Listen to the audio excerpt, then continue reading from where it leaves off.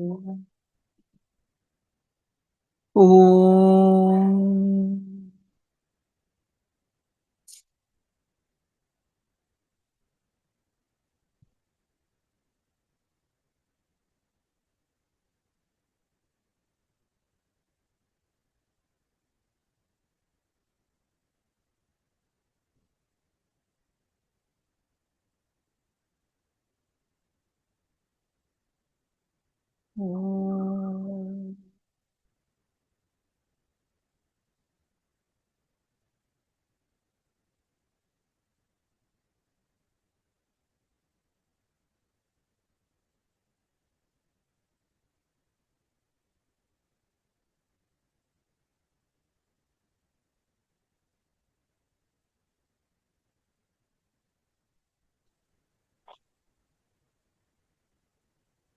जय गुरुदेव अनिल जी। जय गुरुदेव जी। शुरू करते हैं। ओम सदाशिवसमारम्भां शङ्कराचार्यमध्यमाम् अस्मच्छ्रीगुरुपर्यन्तां वन्दे गुरुपरम्पराम्। अपवित्र पवित्रो वा सर्वावस्थांगतोऽपि वा यस्मरे पुण्डरीकाक्षं सबाह्यभ्यन्तरशुचिः आवाहनम् नारायणं पद्मभवं वसिष्ठं शक्तिं च तत्पुत्रपराशरं च व्यासं शुकं गौडपदं महन्तं गोविन्दयोगेन्द्रमथास्य शिष्यम्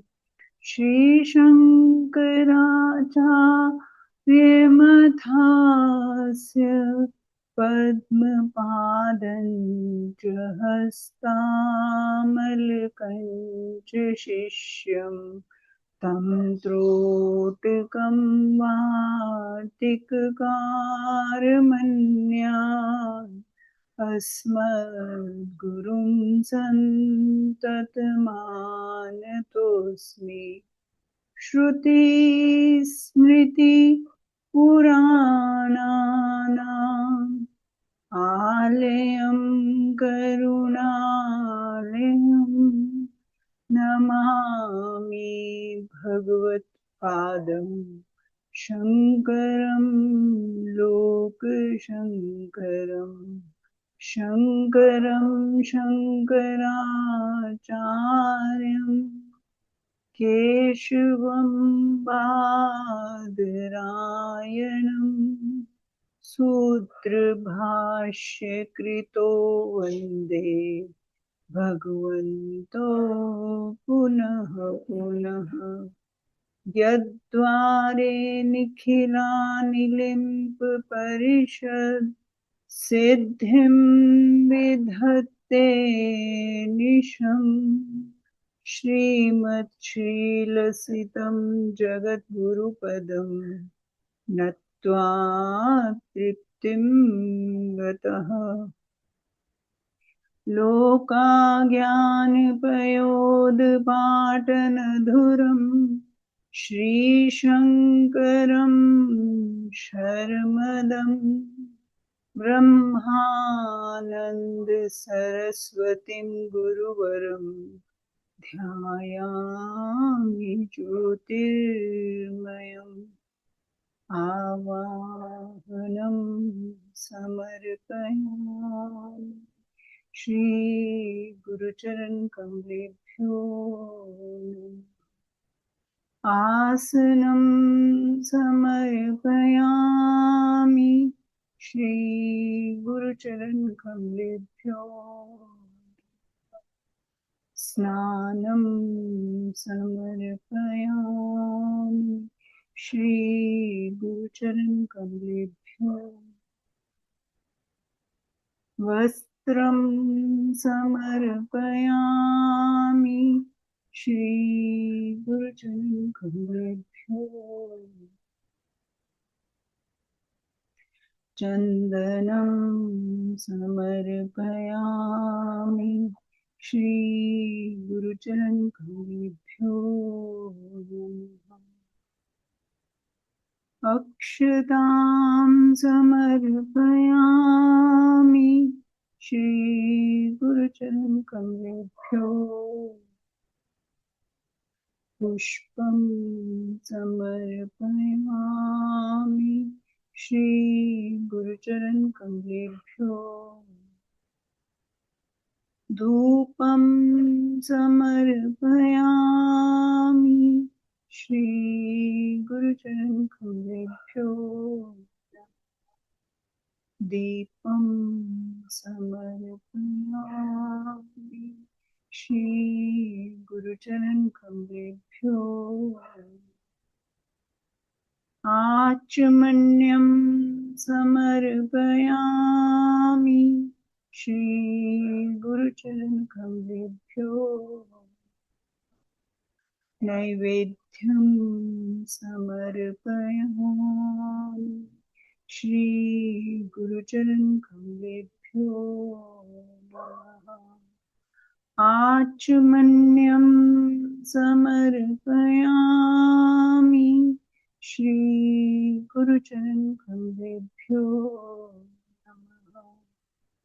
ताम्बूलं समर्पयामि श्री गुरुचरण कमलेभ्यो श्रीफलं समर्पयामि श्री गुरुचरण कमलेभ्यो आराधिक्यं कर्पूरगौरं करुणावतारं संसारसारं भुजगेन्द्रहारं सदा वसन्तं हृदयारविन्दे भवं भवानी सहितं नमामि आराधिक्यं समर्पयामि श्री गुरुचरण कमलेभ्यो आचमन्यं समर्पयामि श्री गुरुचरण कमलेभ्यो पुष्पाञ्जलि गुरुर्ब्रह्मा गुरुर्विष्णु गुरुर्देवो माहेश्वरः गुरु साक्षात् परं ब्रह्म तस्मै श्री गुरुवे नमः अखण्डमण्डलाकारं व्याप्तं येन चराचरं तत्पदं दर्शितं येन तस्मै श्री गुरुवे श्री ब्रह्मानन्दं परमसुखदं केवलं ज्ञानमूर्तिं विश्वातीतं गगनसदृशं तत्त्वमस्यादिलक्ष्यम् एकं नित्यं विमलमचलं सर्वधी साक्षिभूतं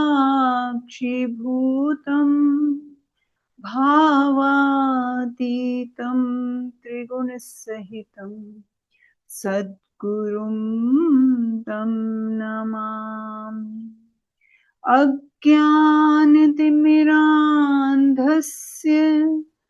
ज्ञानाञ्जनशलाकया चक्षुरुन्मिलितं येन तस्मै श्रीगुरवे नमः। पुष्पाञ्जलिं समर्पयामि श्री गुरुचरण कमलेभ्यो।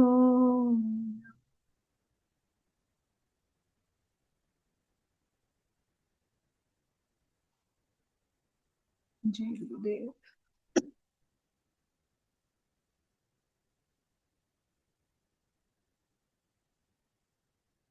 आज हम करेंगे श्लोक नंबर 25।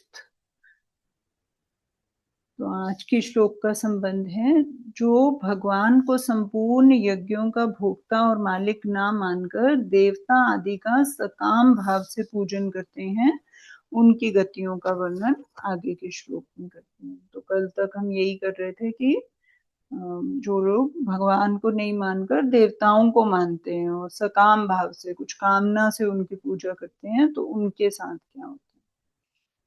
क्या कहते हैं भगवान? यान्ति देवव्रता देवान् पितॄन् यान्ति पितृव्रताः भूतानि यान्ति भूतेज्या यान्ति मद्याजिनोऽपि माम्। क्या कहते हैं? देवव्रता देवान, सकाम भाव से देवताओं का पूजन करने वाले शरीर छोड़ने पर देवताओं को ही यान्ति प्राप्त हो जाते हैं। पितृव्रता पितन यान्ति, पितरों का पूजन करने वाले पितरों को प्राप्त हो जाते हैं। भूतेज्या भूतानि यान्ति, भूत प्रेतों का पूजन करने वाले भूत प्रेतों को प्राप्त हो जाते हैं। मद्याजिनः माम अपि यान्ति, परंतु मेरा पूजन करने वाले मुझे ही प्राप्त होते हैं। ऑब्वियसली आप जिस चीज की तरफ चलोगे वही मिलेगी लास्ट में आपको। तो जिसकी पूजा करते हैं वहीं पे वही मिल जाता है हमें मरने के बाद, ये कहते हैं। तो क्या व्याख्या है? पूर्व श्लोक में भगवान ने यह बताया कि मैं ही संपूर्ण यज्ञों का भोक्ता और संपूर्ण संसार का मालिक हूँ, परंतु जो मनुष्य मेरे को भोक्ता और मालिक ना मानकर स्वयं भोक्ता और मालिक बन जाते हैं, उनका पतन हो जाता है। अब इस श्लोक में उनके पतन का विवेचन करते हैं। यान्ति देवव्रता देवान, भगवान को ठीक तरह से ना जानने के कारण भोग और ऐश्वर्य को चाहने वाले पुरुष वेदों और शास्त्रों में वर्णित नियमों, मंत्रों, व्रतों, पूजन विधियों आदि के अनुसार अपने अपने उपास्य देवताओं का विधि विधान सांगोपांग पूजन करते हैं, अनुष्ठान करते हैं और सर्वथा उन देवताओं के परायण हो जाते हैं। वे उपास्य देवता अपने उन भक्तों को अधिक से अधिक और ऊंचा से ऊंचा फल यही देंगे कि वे उनको अपने अपने लोकों में ले जाएंगे, जिन लोकों को भगवान ने पुनरावृत्ति कहा है। भगवान ने कहा कि उस लोक में जाने पर तो फिर आना पड़ेगा। 23वें श्लोक में भगवान ने बताया कि देवताओं का पूजन भी मेरा ही पूजन है, परंतु वह पूजन अविधि पूर्वक है। उस पूजन में विधि रहित पना यह है कि सब कुछ भगवान ही है, इस बात को वे जानते नहीं, मानते नहीं तथा देवता आदि का पूजन करके भोग और ऐश्वर्य को चाहते हैं, इसलिए उनका पतन हो जाता है। अगर वे देवता आदि के रूप में मेरे को मानते हैं और उन भगवत स्वरूप देवताओं से कुछ भी नहीं चाहते हैं, तो वे देवता अथवा स्वयं मैं भी उनको कुछ देना चाहते तो भी वे ऐसा ही कहते कि प्रभु आप हमारे हैं, हम आपके हैं, आपके साथ इस अपनेपन से बढ़कर कुछ भी भोग और ऐश्वर्य होता तो हम आपसे चाहते भी और मांगते भी, पर आप ही बताइए इससे बढ़कर क्या है। इस तरह के भाव वाले वे मेरे को ही आनंद देने वाले बन जाते, फिर वे तुच्छ और क्षण भंगुर देवलोकों को प्राप्त नहीं होते हैं। फिर कहते हैं पितृन् यान्ति पितृव्रताः, जो सकाम भाव से पितरों का पूजन करते हैं उनको पितरों की तरफ से कई प्रकार की सहायता मिलती है। इसलिए लौकिक सिद्धि चाहने वाले मनुष्य पितरों के व्रतों का नियम, पूजन, विधियों का सांगोपांग पालन करते हैं और पितरों को अपना इष्ट मानते हैं। उनको अधिक से अधिक और ऊंचा से ऊंचा फल यही मिलेगा कि पितृ उनको अपने लोक में ले जाएंगे। इसलिए यहाँ कहा गया कि पितरों का पूजन करने वाले को पितरों की प्राप्ति हो जाती है। भूतानि यान्ति भूतेज्य, तामस स्वभाव वाले मनुष्य सकाम भाव पूर्वक भूत प्रेतों का पूजन करते हैं और उनके नियमों को धारण करते हैं। जैसे मंत्र जप करने के लिए गधे की पूंछ के बालों का धागा बनाकर उसमें ऊंट के दांतों की मणियां पिरोना, रात्रि में शमशान में जाकर और मुर्दे पर बैठकर भूत प्रेतों के मंत्रों को जपना, मांस मदिरा आदि महान अपवित्र चीजों से भूत प्रेतों का पूजन करना आदि आदि। इससे अधिक से अधिक उनकी सांसारिक कामनाएं सिद्ध हो सकती हैं। मरने के बाद तो उनकी दुर्गति होगी, अर्थात उनको भूत प्रेतों की योनि प्राप्त होगी। इसलिए कहा जाता है कि भूतों का पूजन करने वाले भूतों को प्राप्त होते हैं। यान्ति मद्याजिनोपि माम, जो अनन्य भाव से किसी भी तरह से मेरा पूजन करते हैं और मेरा भजन पूजन और चिंतन में लग जाते हैं, वे निश्चित रूप से मुझे ही प्राप्त होते हैं। विशेष बात यह है कि सांसारिक भोग और ऐश्वर्य की कामना करने वाले मनुष्य अपने अपने इष्ट के पूजन आदि में तत्परता से लगे रहते हैं और इष्ट की प्रसन्नता के लिए ही सब काम करते हैं। परंतु भगवान के भजन ध्यान में लगने वाले जिस तत्व को प्राप्त होते हैं, उसको प्राप्त न होकर वे बार बार सांसारिक तुच्छ भोगों को और नरकों तथा 84 लाख योनियों को प्राप्त होते हैं। इस तरह जो मनुष्य जन्म पाकर भगवान के साथ प्रेम का संबंध जोड़कर उनको भी आनंद देने वाले हो सकते थे, वे सांसारिक तुच्छ कामनाओं में फंसकर और फिर तुच्छ देवताओं पितरों आदि के फेरे में पड़कर कितनी अनर्थ परंपरा को प्राप्त होते हैं। इसलिए मनुष्य को बड़ी सावधानी से केवल भगवान में ही लग जाना चाहिए। देवता पितर ऋषि मुनि मनुष्य आदि में भगवत बुद्धि हो और निष्काम भाव पूर्वक केवल उनकी पुष्टि के लिए, उनके हित के लिए ही उनकी सेवा पूजा की जाए तो भगवान की प्राप्ति हो जाती है। इन देवता आदि को भगवान से अलग मानना और अपना सकाम भाव रखना ही पतन का कारण है। भूत प्रेत पिशाच आदि योनि ही अशुद्ध है और उनकी पूजा विधि सामग्री आराधना आदि भी अत्यंत अपवित्र है। इनका पूजन करने वाले इनमें ना तो भगवत बुद्धि कर सकते हैं और ना ही निष्काम भाव ही रख सकते हैं। इसलिए उनका तो सर्वथा ही पतन होता है।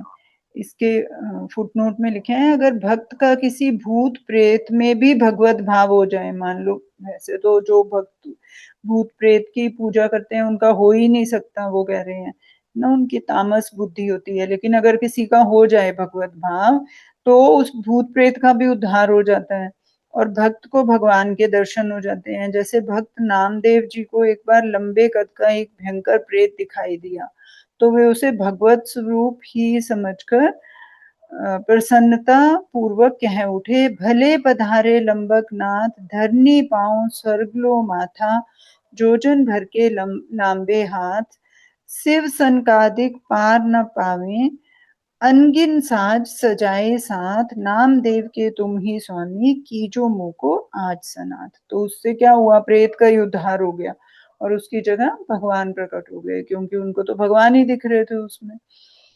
तो एक और सच्ची घटना ये बताते हैं, कोई कर्ण पिशाचिनी की उपासना करने वाला था। उसके पास कोई पूछने आता तो वह उनके बिना पूछे ही बता देता कि यह तुम्हारा प्रश्न है और यह तुम्हारा उत्तर है, यह उसका उत्तर है। इससे उसने बहुत सारे रुपए कमा लिए। अब इस विद्या के चमत्कार को देखकर एक सज्जन उसके पीछे पड़ गए कि मेरे को भी ये विद्या सिखाओ, मैं भी इसको सीखना चाहता हूँ। तो उसने सरलता से कहा कि यह विद्या चमत्कारी तो बहुत है पर वास्तविक हित कल्याण करने वाली नहीं है। उससे यह प्रश्न पूछा गया कि आप दूसरे के बिना कहे ही उसके प्रश्न और उत्तर को कैसे जान जाते हो? तो उसने कहा कि मैं अपने कान में विष्ठा लगाए रखता हूँ। जब कोई पूछने आता है तो उस समय कर्ण पिशाचिनी आकर मेरे कान में उसका प्रश्न और प्रश्न का उत्तर सुना देती है और मैं वैसे ही कह देता हूँ। फिर उससे पूछा गया कि आपका मरना कैसे होगा, इस विषय में आपने कुछ पूछा है कि नहीं? इस पर उसने कहा कि मेरा मरना तो नर्मदा के किनारे पर होगा। उसका शरीर शांत होने के बाद पता चला कि जब वह अपना अंत समय जानकर नर्मदा में जाने लगा, तब कर्ण पिशाचिनी सूकरी बनकर उसके सामने आ गई। उसको देखकर वह नर्मदा की तरफ भागा तो कर्ण पिशाचिनी ने उसको नर्मदा में जाने से पहले ही किनारे पर मार दिया। कारण यह था कि वह अगर नर्मदा में मरता तो उसकी सदगति हो जाती, परंतु कर्ण पिशाचिनी ने उसकी सदगति नहीं होने दी और उसको नर्मदा के किनारे पर ही मारकर अपने साथ ले गई।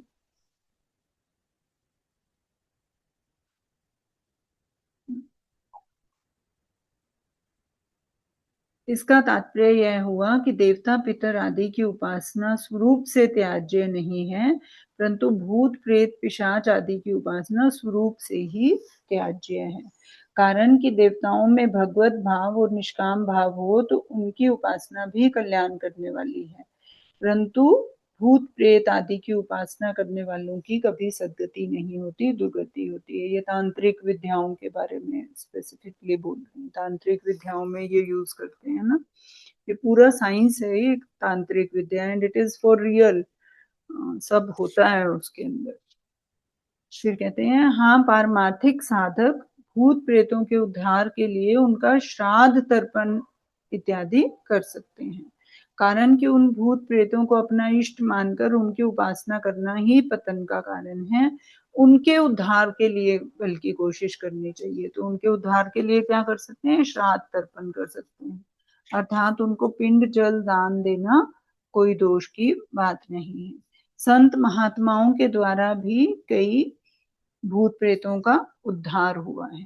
अब इसका परिशिष्ट भाव क्या है? व्रत का अर्थ है नियम, अतः देव व्रत शब्द का अर्थ हुआ देवताओं की उपासना के नियमों को धारण करना।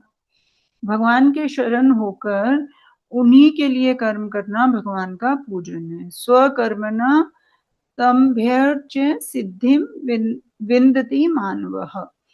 मात्र क्रियाओं को भगवान के अर्पण करने से सब भगवान का पूजन हो जाता है। निष्काम भाव और भगवत बुद्धि होने से कोई निषिद्ध क्रिया हो ही नहीं सकती, क्योंकि कामना के कारण ही निषिद्ध क्रिया होती है, ये हमने पहले जाना। वास्तव में सब कुछ भगवान का ही रूप है, परंतु जो भगवान के सिवाय दूसरी कोई भी स्वतंत्र सत्ता मानता है उसका उद्धार नहीं होता। वह ऊंचे से ऊंचे लोकों में भी चला जाए तो उसको लौटकर संसार में आना ही पड़ता है। ठीक है, अगला भी कर लेते हैं, फिर नेक्स्ट जो 2 श्लोकास हैं वो थोड़े डिफरेंट हैं। अब अगले श्लोक में क्या कहते हैं कि देवताओं के पूजन में तो बहुत से सामग्री, नियमों और विधियों की आवश्यकता होती है, तो फिर आपके पूजन में तो और भी ज्यादा कठिनता होगी, है ना, कि देवताओं के पूजन में ही इतना सारा नियम होते हैं, तो फिर भगवान को बोलते हैं कि आपके पूजन में और भी ज्यादा कठिनता होगी। प्रश्न अर्जुन के मन में आया, लेकिन उसने पूछा नहीं था, भगवान ने ऐसे ही आंसर दे दिया, खुद ही बता दिया, उनको पता है क्या क्या प्रश्न आएंगे। तो वो क्या कहते हैं? पत्रं पुष्पं फलं तोयै यो मे भक्त्या प्रयच्छति तदहं भक्त्युपहृतम् अश्नामि प्रयत आत्मनः। जो भक्त पत्र पुष्प फल तोयम जल आदि यथा साध्य एवं अनायास प्राप्त वस्तु, जो आराम से मिल रही है उसको, वो वाली वस्तु को भक्त्या में प्रयच्छति, प्रेम पूर्वक मेरे अर्पण करता है, तत्प्रयात्मनः, उस मुझ में तल्लीन हुए अंतःकरण वाले भक्त के द्वारा भक्त्युत अप्रेतम, प्रेम पूर्वक दिए हुए उपहार को मैं अहम अश्नामी, मैं खा लेता हूँ, मतलब स्वीकार कर लेता हूँ।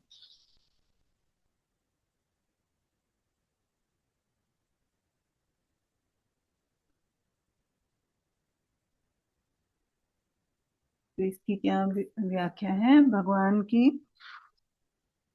अपरा प्रकृति के दो कार्य हैं, पदार्थ और क्रिया।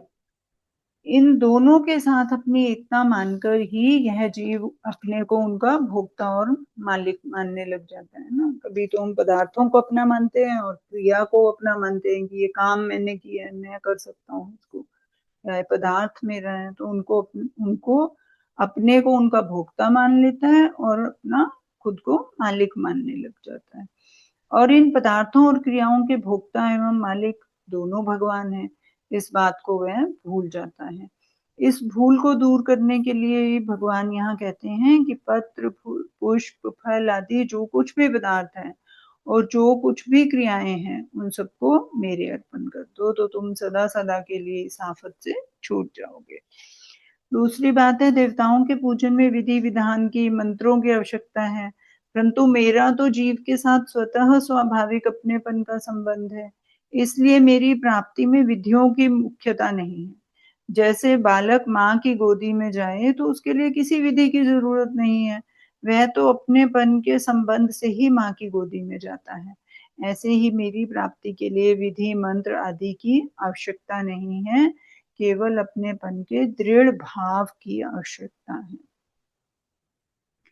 फिर है पत्रम पुष्पम फलन तोये यो में भक्तिया प्रयच्छति, जो भक्त अनायास यथा साध्य प्राप्त पत्र तुलसी दल पुष्प फल जल आदि भी प्रेम पूर्वक भगवान के अर्पण करता है तो भगवान उसको खा जाते हैं। जैसे द्रौपदी से पत्ता लेकर भगवान ने खा लिया और त्रिलोकी को तृप्त कर दिया। गजेंद्र ने सरोवर का एक पुष्प भगवान के अर्पण करके नमस्कार किया तो भगवान ने गजेंद्र का उद्धार कर दिया। शबरी के दिए हुए फल खाकर भगवान इतने प्रसन्न हुए कि जहाँ कहीं भोजन करने का अवसर आया वहां शबरी के फलों की प्रशंसा करते रहे। रंती देव ने अनंत अनंत तेज रूप से आए भगवान को जल पिलाया तो उसको भगवान के साक्षात दर्शन हो गए। जब भक्त का भगवान को देने का भाव बहुत अधिक बढ़ जाता है तब वह अपने आप को भूल जाता है। भगवान भी भक्त के प्रेम में इतने मस्त हो जाते हैं कि अपने आप को भूल जाते हैं। प्रेम की अधिकता में भक्त को इसका ख्याल नहीं रहता कि मैं क्या दे रहा हूँ, तो भगवान को भी ये ख्याल नहीं रहता कि मैं क्या खा रहा हूँ। जैसे विदुरानी प्रेम के आवेश में भगवान को केलों की गिरी ना देकर छिलके देती है, तो भगवान उन छिलकों को भी गिरी की तरह ही खा लेते हैं ना। उसमें महाभारत में एक आया जब कृष्ण जी कंस के यहाँ जाते हैं उसको संधि प्रस्ताव लेकर बिफोर वॉर, तो कंस को मारने से पहले दुर्योधन नहीं, कंस कंस के यहाँ जाते हैं तब विदुर जी के यहाँ पे वो विदुर जी को बाहर निकाला होता है उन्होंने और वहां पे वो रुकते हैं। तो वहां पर वो उसके वहां पर नहीं जाते, उसके महल में नहीं जाते हैं, तो बुलाया जाता है कृष्ण जी को लेकिन वो नहीं जाते हैं। तो वो विदुर जी बाहर एक कुटिया बनाकर रह रहे होते हैं पास के विलेज में, जो मतलब जो उनके रहने का जो भी शहर है या जो भी है उसके बाहर बाहर उसको निकाला दिया होता है, देश निकाला दिया होता है, तो वहां रहते हैं वो। तो वो उनकी वाइफ जो होती है वो उसको समझ ही नहीं आती कि भगवान, पहले तो बिना बताए जाते हैं तो उनको समझ ही नहीं आती कि कृष्ण जी आ गए हैं तो क्या करें हम, बिल्कुल ऐसी घास फूस की छोटी सी कुटिया होती है। तो कुछ केले पड़े होते हैं तो वो केले के छिलके उनको देती रहती है खाने के लिए और अंदर का इधर फेंकती रहती है, तो वो छिलके ही खाते रहते हैं वहां पे बैठ के। उसी का वर्णन आया यहाँ।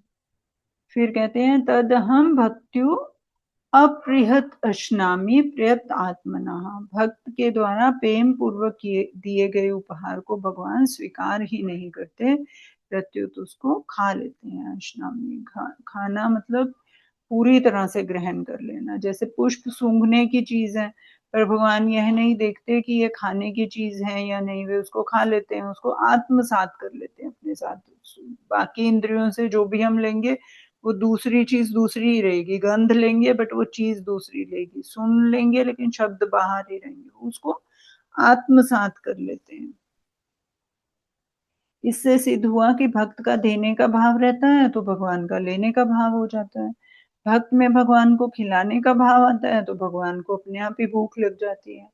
प्रयतात्मनः कहने का तात्पर्य है कि जिसका अंतःकरण भगवान में तल्लीन हो गया है, जो केवल भगवान के ही परायण है, ऐसे प्रेमी भक्त के दिए हुए उपहार को भगवान स्वयं खा लेते हैं।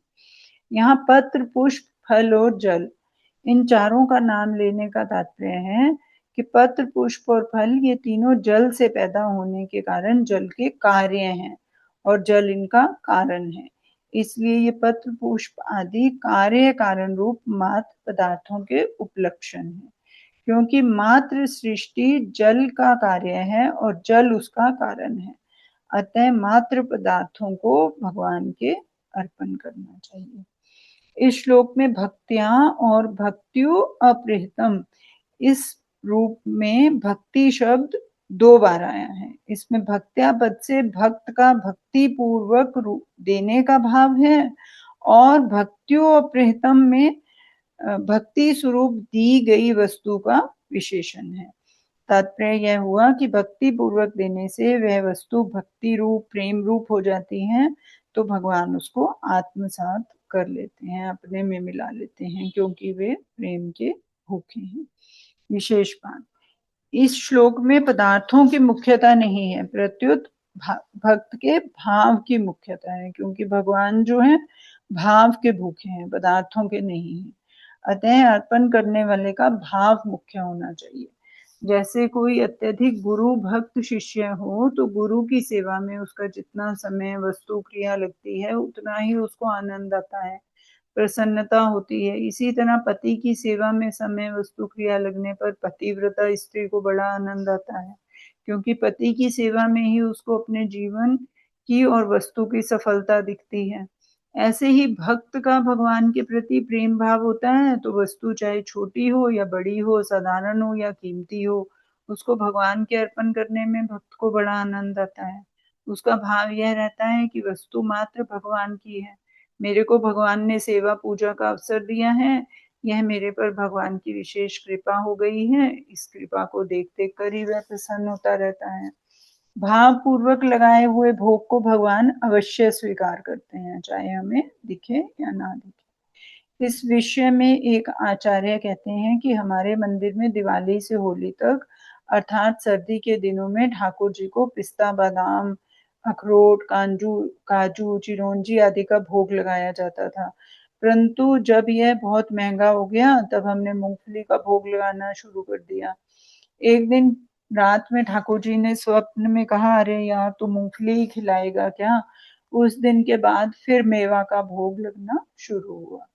उसको उनको यह विश्वास हो गया कि जब ठाकुर जी को भोग लगाते हैं तब वे उसे अवश्य स्वीकार करते हैं।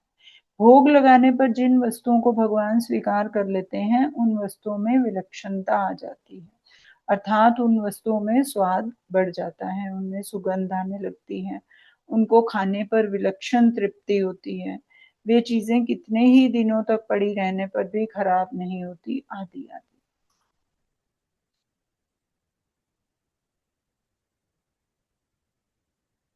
परंतु यह कसौटी नहीं है कि ऐसा होता ही है। कभी भक्त का ऐसा भाव बन जाए तो भोग लगाई हुई वस्तु में ऐसी विलक्षणता आ जाती है, ऐसा हमने संतों से सुना। मनुष्य जब पदार्थों की आहुति देते हैं तो वह यज्ञ हो जाता है, चीजों को दूसरों को दे देते हैं तो वह दान हो जाता है, संयम पूर्वक अपने काम में ना लेने से वह तप हो जाता है और भगवान के अर्पण करने से भगवान के साथ योग हो जाता है। ये सभी त्याग के अलग अलग नाम है। या तो आहुति दे देते हैं हम चीजों की, तो वो यज्ञ कर दिया हमने, दूसरों को दे दी, दान कर दिया, अपने ऊपर संयम रखा, उनको यूज नहीं किया तो वो तपस हो गया हमारा, और भगवान के अर्पण कर दिया तो वो हमारा योग हो गया। सब त्याग के डिफरेंट फॉर्म्स। फिर है परिशिष्ट भाव। देवताओं की उपासना में तो अनेक नियमों का पालन करना पड़ता है, परंतु भगवान की उपासना में कोई नियम नहीं है। भगवान की उपासना में प्रेम की, अपनेपन की प्रधानता है, विधि की नहीं। जैसे भोला बालक जो कुछ हाथ में आए उसको मुंह में डाल लेता है, ऐसे ही भोले भक्त भगवान को जो भी अर्पण करते हैं उसको भगवान भी भोले बनकर खा लेते हैं। जैसे विदुरानी ने केले का छिलका दिया तो भगवान ने उसको ही खा लिया। भक्त्या प्रयच्छति कहने का तात्पर्य है कि भक्त वस्तु को प्रेम पूर्वक भगवान के अर्पण करता है, किसी कामना से नहीं करता है ना। अगर हम ये सोचें अब हम भगवान को भोग लगा के चीजों को रखना शुरू कर दें, उनको टेस्ट करना शुरू कर दें कि वो खराब होती हैं या नहीं होती हैं, चेक करते हैं, तो वो क्या है, हमारी कामना आ गई, तो फिर तो वो खराब होगी ही होगी। जब तक भाव नहीं आएगा 100%, 1000% हमारा, तब तक उसको फलीभूत भी नहीं होगी, उसमें वो चीज में गुण भी नहीं आएंगे, कुछ ही कर ले हम। तो भक्त जो है वस्तु को प्रेम पूर्वक भगवान के अर्पण करता है, मन से प्रेम से। जब तक हम किसी चीज को किसी के लिए नहीं करते, हम देखते हैं हम किसी के लिए बहुत प्रेम से मन से कुछ बड़ा या छोटा करते हैं तो हमें खुद को कितना एक संतुष्टि होती है, और खुद को इतना ऐसे कि पता नहीं क्या ही मिल गया हमें। ग्रेटिट्यूड भी एक मिक्स सी फीलिंग होती है, खुद के लिए ही ग्रेटिट्यूड हो रहा है, उस जिसने ले लिया उसके लिए भी ग्रेटिट्यूड हो रहा होता है, और एक अजीब सी संतुष्टि की फीलिंग आती है जब हम भाव से प्रेम से किसी के लिए, निष्काम भाव से कुछ किसी के लिए, किसी के लिए भी, चाहे घर वालों के लिए भी करें, किसी के लिए भी कुछ करें, तो फिर भगवान की तो बात ही क्या है। अगर हम उनके लिए ऐसे प्रेम से कुछ करें तो एक अत्यंत संतुष्टि का अनुभव होता है। देवताओं की उपासना में तो वस्तु विशेष की आवश्यकता होती है, पर भगवान की उपासना में वस्तु विशेष की आवश्यकता नहीं होती, प्रत्युत प्रेम की आवश्यकता है। तो अपने भाव हमारा कितना है किसी के लिए कुछ करने में, उसकी ये भी एक कसौटी है ना। कई बार हम बहुत सारे लोगों के लिए बहुत कुछ करते हैं, लेकिन एक हमें बहुत ज्यादा इंटरनल सेटिस्फेक्शन नहीं, मतलब ऐसे मजा, ठीक है करना है किया है, लेकिन एक बिल्कुल कि अंदर एक प्रसन्नता का एक सागर उमड़ पड़ा है, ऐसा नहीं होता, यूजुअली नहीं होता है ना। हम कितने काम करते हैं, दूसरों के लिए करते हैं, अपने लिए करते हैं, पता नहीं क्या क्या करते रहते हैं दिन भर में, कितनी क्रियाएं करते हैं, लेकिन एक प्रसन्नता का, एक संतुष्टि का, एक कि हमने बहुत ही बढ़िया काम किया, ऐसा नहीं उमड़ता हमारे अंदर यूजुअली, है ना। कभी कभार उमड़ता है वो बहुत। देखो अपने आप को जांच के देखो कि कब कब उमड़ा था वो, कब कब ऐसा भाव आया था कि वाओ, है ना, कितनी अच्छा, कितना संतुष्ट हूं मैं ये काम करके। तो वो जो होता है वो एकीकरण वाला हमारा जो होता है कि उस व्यक्ति वस्तु परिस्थिति के साथ हम एक हैं ना, बिल्कुल ही हमें योग हो गया हमारा उस सिचुएशन के साथ। तो वहां पे जब वो भगवान के लिए हो जाता है तो फिर भगवान जो है उस काम को उतनी ही तत्परता से आगे से वो भी करते हैं जो भी हम भगवान के लिए कर रहे हो, तो वो भगवान भी उसमें अपनी उतनी ही पार्टिसिपेशन देते हैं। ये है इसमें कहने का तात्पर्य, है ना जी। किसी को कुछ ऐड करना है? नेक्स्ट श्लोकास हम फिर मंडे से लेंगे।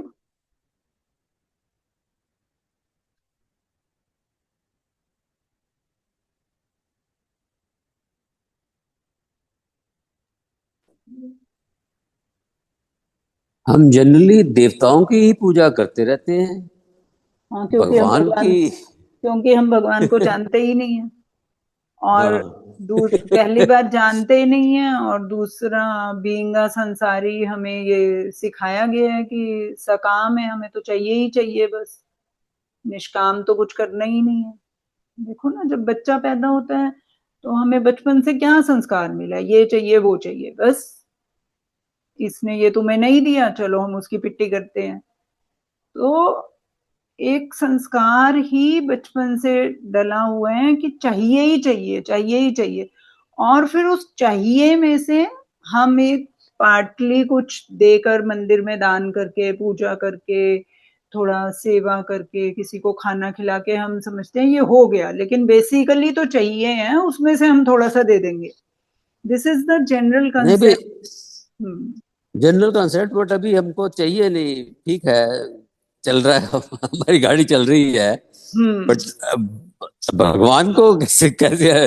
भगवान को हाँ तो हम देवताओं की ही पूजा करते रहते हाँ, हैं। नहीं तो हम ये जैसे हमें समझ आ गया ना कि अब देवताओं से ऊपर एक भगवान चीज है, पहले तो हमें पता ही नहीं था, है ना। हम तो विष्णु देवता, विष्णु जी को ही भगवान मान रहे हैं, हम तो शिव को ही भगवान मान रहे हैं, जो सृष्टि का संहार पालन करने वाले हैं उन्हीं को हम भगवान कह रहे हैं। निर्गुण निराकार तक तो हम पहुंचे ही नहीं थे, लेकिन अभी हमें पता चल गया। तो इसका जो तोड़ ये होता है, इसका जो क्या बोलेंगे, इसको ठीक करने का तरीका ये है कि आप करते रहो अपने देवताओं की पूजा, लेकिन आप ये मानो कि इन देवताओं के थ्रू उस निर्गुण निराकार को हमारी पूजा जा रही है। This is the way out, कि अल्टीमेटली वहां जा रही है, क्योंकि वो उन्होंने बोला ना कि देवताओं की पूजा भी अगर निष्काम भाव से की जाए तो वो मेरे को ही जाती है। भगवान ने खुद ही बोल दिया पिछले श्लोका में, है ना। तो जो भी काम हम निष्काम भाव से और ये जानते हुए कि भगवान चीज है और हमें भगवान का प्रेम चाहिए, बस दैट्स इट, है ना। अगर हम देवताओं की पूजा कुछ मांगने के लिए करते हैं तो obviously we are not doing it right way. नहीं, रोज रोज तो नहीं मांगते, पर कभी कभी तो मांग ही लेते हैं। हाँ कोई बात नहीं, वो कभी कभार तो मांगना ही चाहिए। भगवान से नहीं मांगेंगे तो किससे मांगेंगे? हाँ, संसार से मांगने से ठीक अच्छा है तो भगवान से मांग है। लें। फिर भगवान को ये भी तो जोड़ देंगे ना कि हाँ आपको ठीक लग रहा है तो दे दो, नहीं ठीक लग रहा है तो मत दो। हाँ, बिल्कुल भगवान को बिल्कुल, तो ये भी ठीक जोड़ है। देंगे ना, संसार को तो मार मार के बोलेंगे हाँ चाहिए ही चाहिए हमें, तो कैसे नहीं दोगे।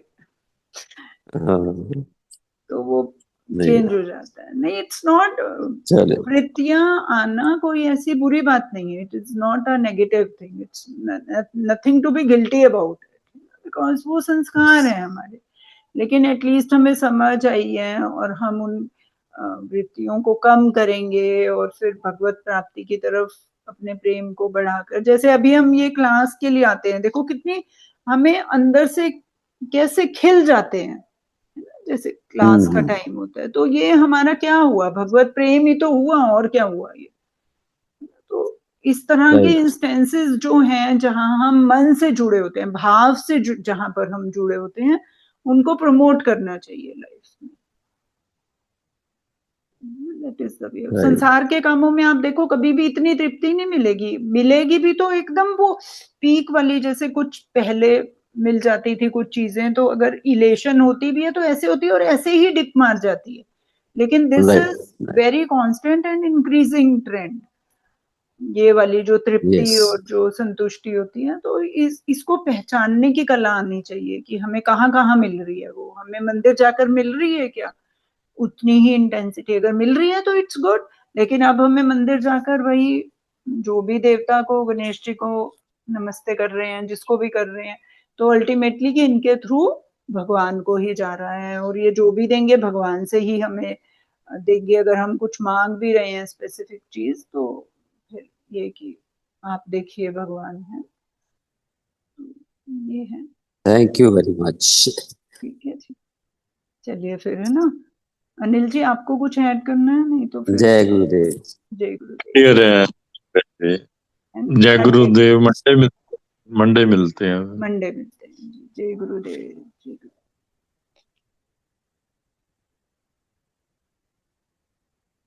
जय गुरुदेव।